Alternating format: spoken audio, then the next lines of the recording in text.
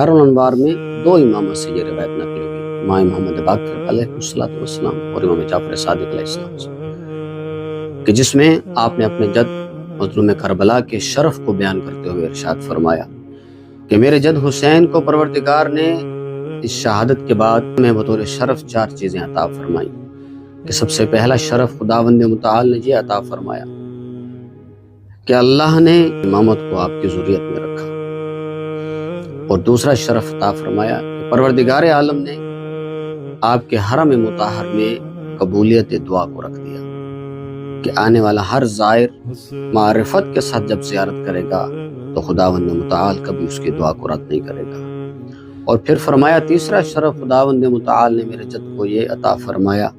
کہ ان کی مٹی میں شفا کو قرار دیا، کہ جب کوئی شفا کی نیت سے آپ کی مٹی کو گھول کے پیتا ہے تو خداوند متعال